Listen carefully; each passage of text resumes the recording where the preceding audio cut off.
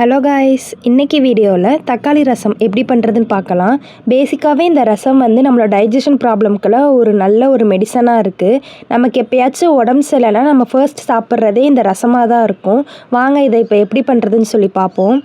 இதை பண்ணுறதுக்கு ஃபர்ஸ்ட் ஒரு மிக்சர் ஜாரில் 1 டேபிள் ஸ்பூன் சீரகம், 1 டேபிள் ஸ்பூன் மிளகு, 10 போல் பூண்டு, இது எல்லாத்தையும் நல்லா கிரைண்ட் பண்ணி நரன்னு அரைச்சி எடுத்துக்கலாம்.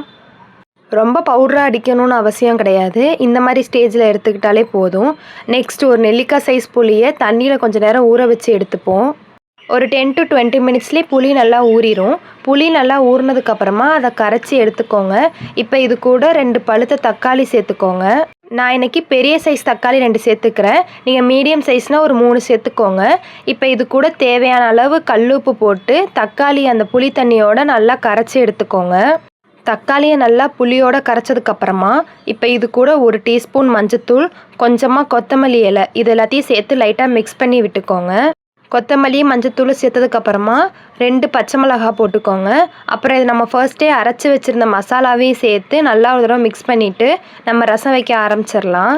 ரசம் வைக்க ஸ்டார்ட் பண்ணுறதுக்கு ஃபர்ஸ்ட் அடுப்பில் ஒரு கடாய் வச்சு அதில் தேவையான அளவு எண்ணெய் ஊற்றிக்கோங்க. எண்ணெய் லைட்டாக காஞ்சதுக்கப்புறமா அதில் ஒரு கொத்து கருவேப்பிலை இலை சேர்த்துக்கோங்க. கருவேப்பிலையும் நல்லா எண்ணெயோடு வறுபட்டதுக்கப்புறமா நம்ம ஆல்ரெடி அரைச்சி வச்சுருந்த மசாலாவில் மீதி மசாலாவை இது கூட சேர்த்து லைட்டாக ஒரு தடவை கிண்டி விட்டுக்கோங்க. நல்லா ஒரு தடவை கிண்ணதுக்கப்புறமா நம்ம ஆல்ரெடி கரைச்சி வச்சுருந்த புளித்தண்ணியை இப்போ இதோட சேர்த்து ஒரு தடவை மிக்ஸ் பண்ணி லிட் போட்டு க்ளோஸ் பண்ணிடுங்க. ரசத்தை நம்ம கொதிக்க விடக்கூடாது. ஸோ ஒரு 2 to 3 மினிட்ஸ்லேயே ரசத்தில் ஒரு கொதி வந்ததுக்கப்புறமா நம்ம ஆஃப் பண்ணிடணும். சிம்பிள் அண்ட் ஈஸியான அதிக ஹெல்த் பெனிஃபிட் உள்ள ரசம் இப்போ ரெடி ஆயாச்சு. இன்றைக்கி பார்த்த ரெசிபி வீடியோ பிடிச்சிருந்துச்சுன்னா மறக்காமல் லைக் பண்ணி சப்ஸ்கிரைப் பண்ணிடுங்க. பாய்.